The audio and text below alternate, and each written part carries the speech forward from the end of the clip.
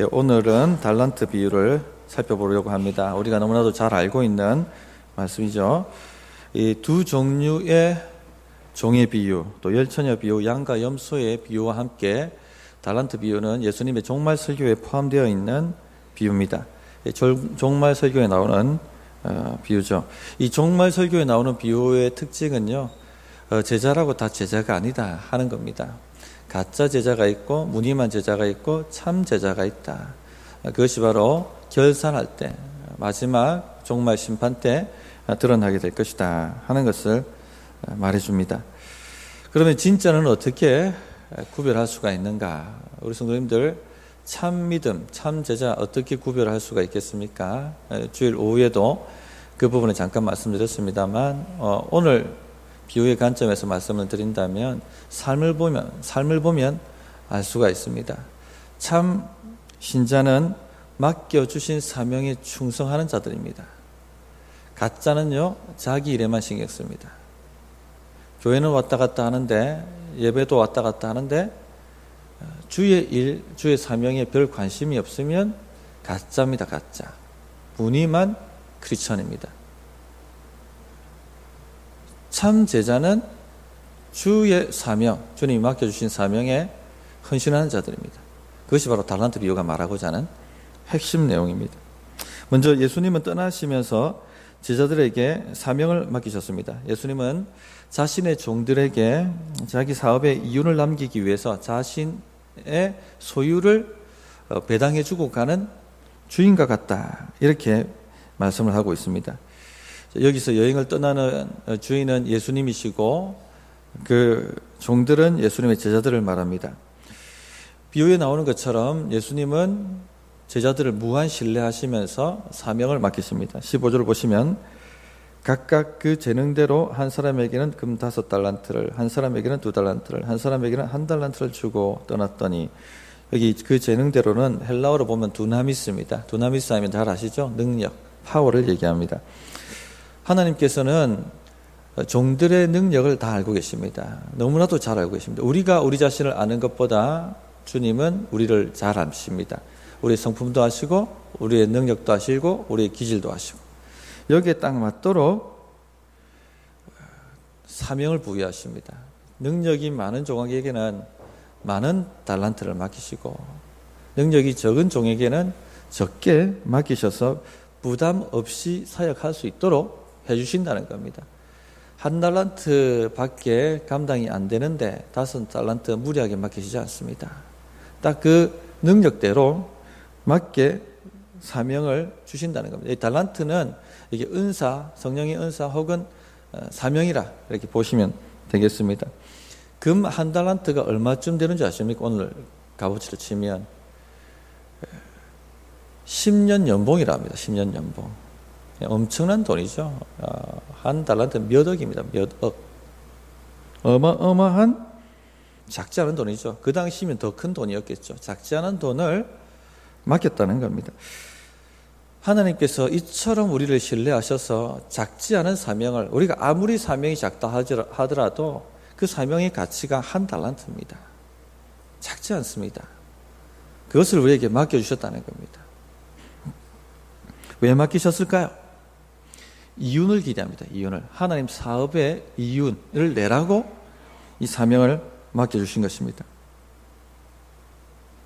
그래서 우리가 주님 주신 사명을 깨닫고 그 사명에 충성하면 받은 만큼 열매가 맺혀지게 되어 있습니다. 1달란트 받은 사명이면 1달란트 열매가 맺혀지고, 2달란트 받은 사명이면 2달란트 열매가 맺혀지고, 5달란트 받은 사명이면 5달란트 열매가 맺혀지게 되어 있습니다. 받은 만큼 맺혀지게 되어 있습니다. 충성만 하면 됩니다. 자, 그렇다면 무슨 이윤을 하나님이 기대하실까요? 하나님 나라의 이윤. 성경 여러 군데를 살펴서 보면, 첫 번째, 우리가 늘 아는 것처럼 주님이 원하시는 교회를 세우기를 원하십니다. 주님이 원하시는 교회. 에베소서 4장 11절 12절 직분자 세미나 때도 이 부분 말씀드렸습니다만, 그가 어떤 사람은 사도로, 어떤 사람은 선지자로, 어떤 사람은 복음 전하는 자로, 어떤 사람은 목사와 교사로. 사명이죠. 직분이 사명입니다. 직분이 은사이기도 하고 사명입니다. 하나님이 주신 것이죠. 왜 이렇게 주셨을까요? 11절, 12절 보면 이는 성도를 온전하게 하여 봉사일을 하게 하며 그리스도의 몸을 세우려 하십니다. 자, 그리스도의 몸을 세우도록 영혼 구원하며 제자 만드는 교회 세우시도록 하나님이 사명을 주셨다는 것입니다. 하나님께서 우리에게 원하시는 것은 이 사명에 일조하는 겁니다. 이 사명에 목숨을 걸어주는 겁니다. 이 사명에 마음을 실어주는 것입니다. 이 사명에 헌신, 봉사해 주는 겁니다. 이것이 바로 하나님이 원하시는 거예요. 우리가 충성하면 하나님은 만들어 가십니다. 그렇게 교회를. 하나님께서 원하시는 교회에 대해서, 그 사명에 대해서 우리가 깨닫고 거기에 충성하면 우리 교회를 그렇게 빚어 가십니다. 하나님이 그렇게 빚어 가시죠. 또 이윤이라고 할 수 있는 것이 뭘까요? 영적 성장입니다.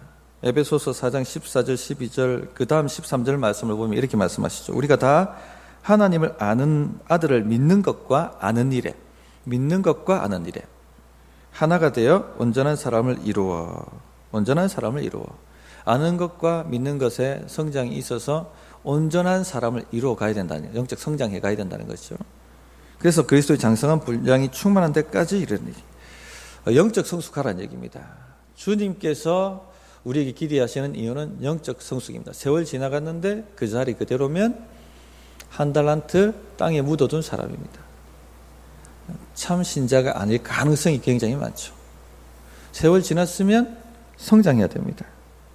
왜냐하면 성장해야지 온전한 모습으로 빚어지면 빚어질수록 더 영혼을 잘 섬기게 되겠죠. 더 교회를 잘 세우게 되겠죠. 그래서 이것이 필요하다는 겁니다. 이런 사명을 하나님께서 우리에게 주셨다 하는 것을 꼭 기억하시기 바랍니다. 그리고 오늘 비유는 두 종류의 제자가 우리 안에 있다 하는 것을 다시 한번 보여줍니다.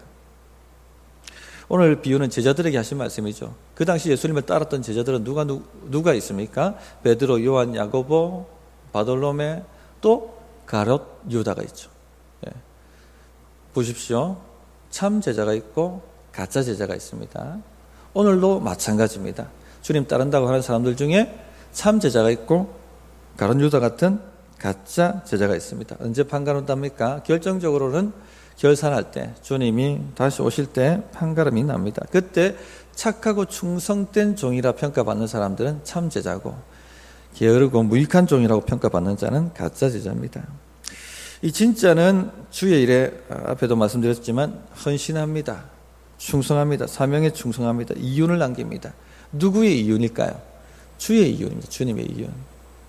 그죠? 오늘 비유해 보면 자신의 이윤이 아닙니다. 주님의 이윤.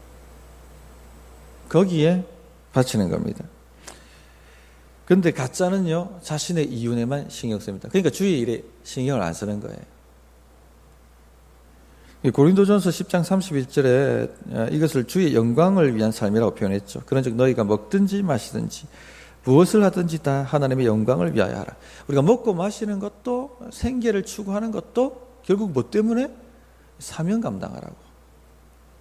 아시겠습니까? 이 정도로 중요합니다. 그래서 하나님께서는 우리에게 여러 가지 주시는 자원들이 있는데 이 모든 자원을 사용해서 하나님의 사명을 감당해 주기를 원하시는 거예요. 그래서 지금 우리가 호흡하고 살고 있는 겁니다.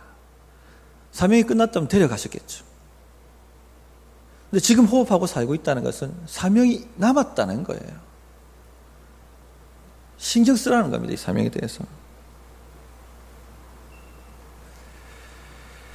그런데 가짜는요, 아무리 부어주셔도, 아무리 그 사명이 커도, 아무리 능력이 많아도 자신의 이윤이 아니기 때문에 신경 쓰지 않습니다.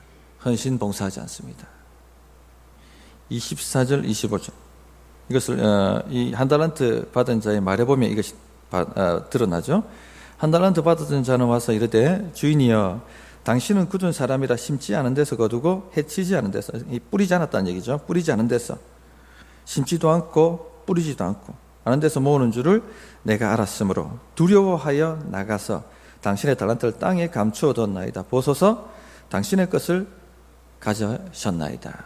돌려드립니다 하고 돌려드는 거죠. 당신은 굳은 사람이라. 무슨 뜻이냐면 악한 사람이라. 악한 사람. 성경에 굳었다 표현은 악했다는 얘기입니다. 패역했다. 하나님을 악한 분으로 보고 있는 겁니다.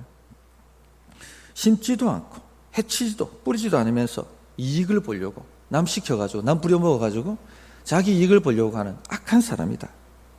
왜 우리가 헌신해야 하는데, 왜 우리가 시간을 써야 하고, 왜 우리 에너지를 쓰며 우리 자원을 쓰고 돈을 물질을 써야 하는가, 이렇게 말하고 있는 거죠. 왜 우리가 손해를 봐야 하는가. 심지도 않고 해치지도 않고 악한 사람이라, 악한 분이시라.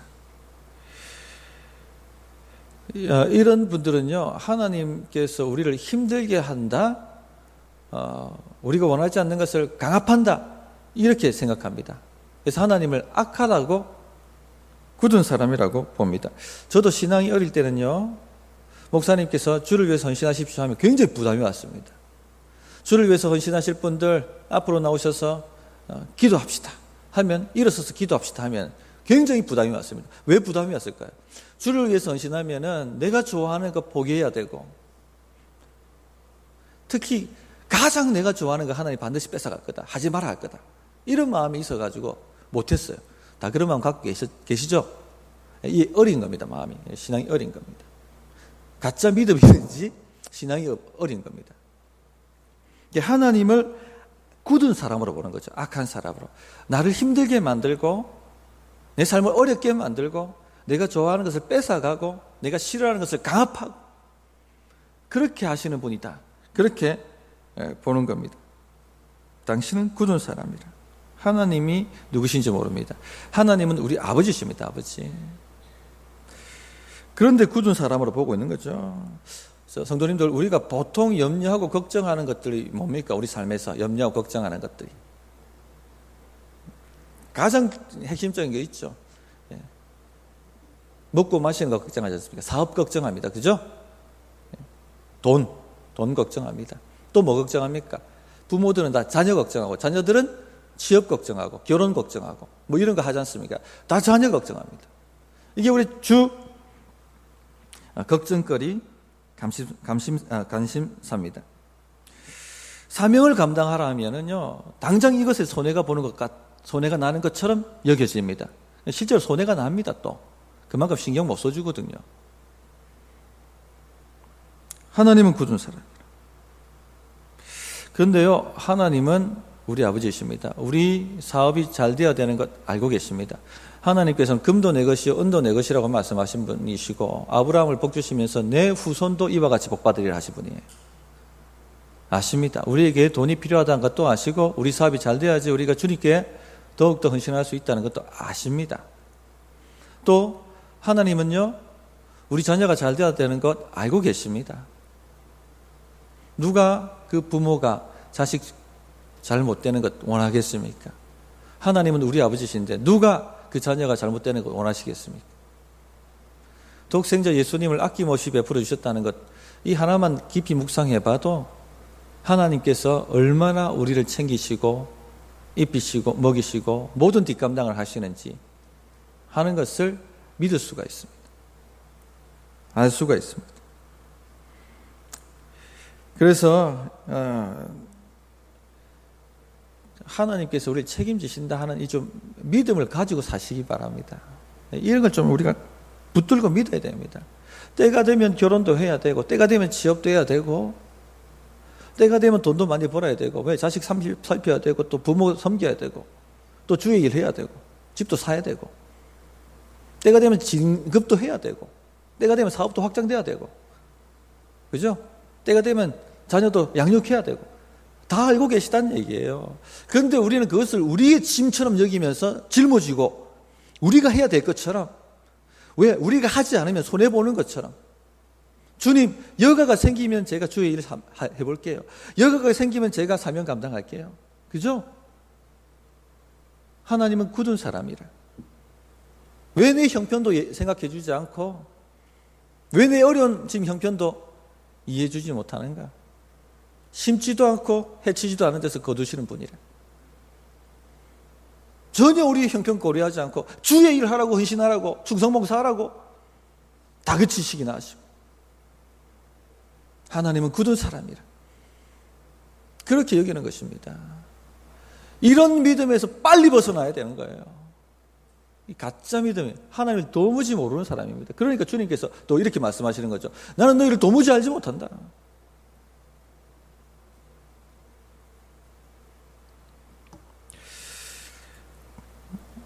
또 중요한 거, 우리가 침이 또 내려놓으라 할까 봐서 주일 오후에 말씀드렸던 것처럼 겁을 냅니다. 두려워합니다. 두려워하여 땅에 감추었나이다. 손해볼 것이 두려워서 땅에 감추었나이다. 그러니까 주님 앞에 온팡 맡기면서 나서지를 못하는 겁니다. 주님은 이 모든 것이 우리에게 필요하다는 것 아십니다. 취미도 있어야 된다는 것 아시고, 때가 되면 맛집도 가야 된다는 것 아시고, 또 때가 되면 여유도 부릴 줄 알아야 된다는 것도 아십니다. 그런데 그것이 하나님 나라와 충돌하되면 어떻게 하셔야 되겠어요? 반드시 충돌하게 돼 있어요. 손해를 보게 돼 있단 말입니다. 손해를 보아야 한다는 겁니다. 주를 위해서 손해를 보아야 된다는 거예요. 이 달란트를 받아가지고 사업을 한다는 것은요, 어떤 위험이 따릅니까? 손해 볼 수 있는 위험이 따르는 거예요. 그죠? 이게 두려우면 땅에 감춰야 됩니다. 그런데 5달란트, 2달란트는 손해를 두려워하지 않았습니다. 가서 주의 사명을 즉시 바로 가서, 여기 바로 가서라 되어 있지 않습니까? 바로 가서 주의 사명을 감당하고 있습니다. 하나님께서 우리에게 사명을 맡기실 때는요, 우리의 능력 고려해서 맡긴다고 말씀을 드렸죠. 염려하지 마세요. 우리가 감당하지 못할 것 맡기시지 않습니다. 맡겨주신 것 충성해 보십시오. 하나님이 다 뒤에 책임져 주십니다. 책임져 주세요. 전에 제가 어떤 집사님 얘기 드렸지 않습니까? 자녀가 서울에 대학 진학하니까, 아이고, 이 서울 객지에 우리 자녀 어떻게 될까 봐서, 빠르게 올라가가지고 전셋집 얻고 전입신고하고 1년만 있다가 내가 내려오리라. 그런데 어떻게 됩니까? 농어촌 전형으로 합격했는데 전입신고 그 전에 발표 됐다고 됐는데, 나중에 그게 완전 되기 전까지 전에 이게 나버리니까 취소가 돼버린 거예요. 자기 자식 자기가 챙기겠다 하다가 완전히 말아먹고 있는 것이죠. 그때 기도하니까 주님이 뭐라고 말씀하셨다고 했죠? 너는 사명 감당하라. 네 자녀는 내가 책임지겠다.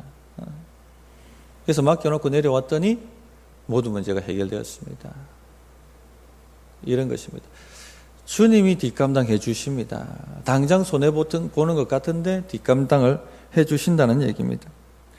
1달란트 받은 자 능력이 있었습니다. 그 능력대로 주셨기 때문에 어마어마한 사역을 주신 것이죠. 그런데 사용하지 않았습니다. 두려워서 받은 은사, 사명을 모두 다 포기해버렸습니다. 손해볼까 봐. 이 당시 마태복음이 쓰여졌던 당시가 AD 60년이에요. AD 60년경에는요, 네로 박해가 심했던 때입니다. 많은 사람들이 두려워서 사명을 내려놨습니다. 많은 사람들이 두려워서 사명 내려놨습니다. 달란트 땅에 묻었습니다. 그러지 말라는 겁니다. 그게 가짜 믿음이에요. 가짜 믿음. 물러서지 않습니다. 주님 사명이기 때문에 목숨이 걸렸다 할지라도 나아가는 것입니다. 우리 성도님들, 이를 악물고 한번 이런 결단을 좀 해보십시오. 여기서 왔다 갔다 주저주저 여기 이 문턱을 못 넣고 주저주저 하시는 분들 제가 굉장히 많이 봤어요. 우리 교회가 강한 교회 같습니까? 좀 약한 교회 같습니까? 정직히 평가하면은 상당히 약합니다. 이게 전투력을 끌어올려야 돼요. 성령 충만해져야 됩니다. 사명의 눈이 막 불같이 타올라야 되는 거예요. 그래 해야지 영혼 구원하고 제자 삼는 사역을 감당해내지 않겠어요. 직분자들부터 눈이 타올라야 됩니다. 불이. 두려워하지 않고 전투적으로 달라붙어야 되는 거예요.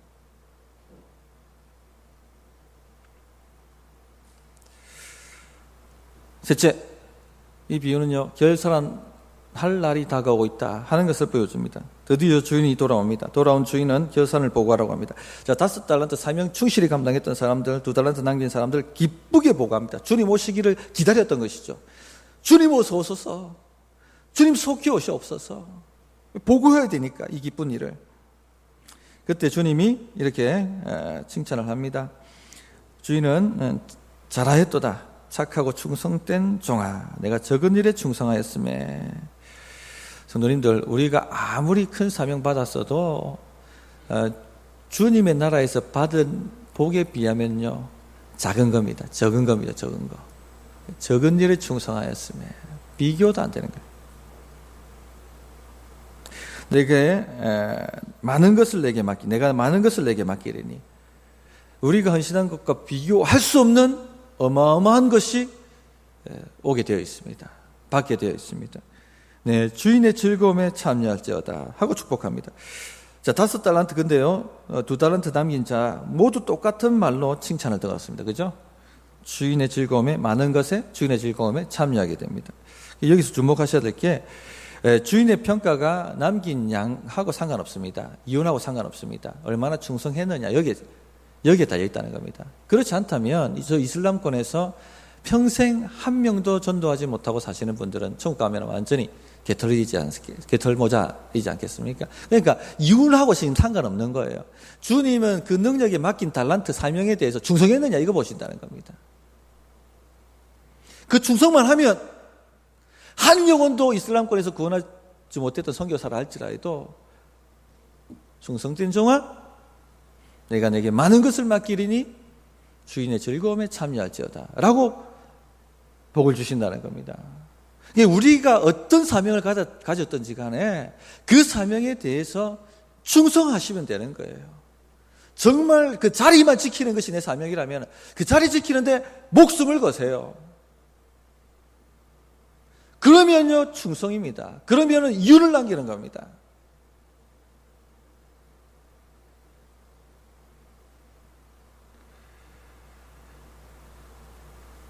충성된 착한 종아, 우리가 다 이런 평가 들어야 되지 않겠습니까? 주의 결산한 날이 다가옵니다.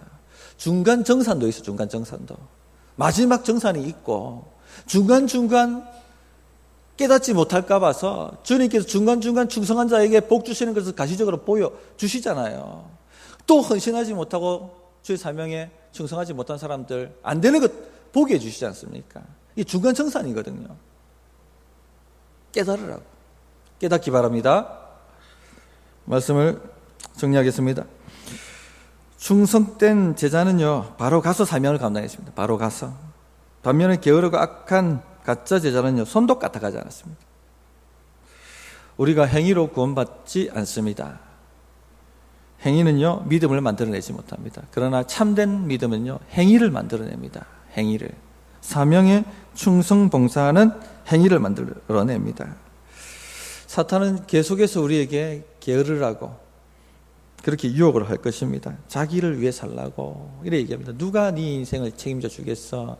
하나님 일한다고 달려봐. 누가 네 자녀 책임지겠고, 누가 네 사업 책임지겠고, 네 가정 누가 책임지겠어? 봐, 당장 지금 아이가 삐뚤어지고 있잖아. 지금 당장 아이가 지금 성적이 떨어지고 있잖아. 그렇게 소리칠 것입니다. 속지 마세요. 속지 마세요. 바로 가서 두려워하지 않고 손해볼 각오를 하고 주의 사명에 끼어드는 겁니다. 주님이 나머지는 책임지시게 하시기 바랍니다. 그래서 다 주님 앞에 쓰임받는 그런 성도 또 우리 교회 되기를 정말로 사모합니다. 찬양하고 기도하겠습니다.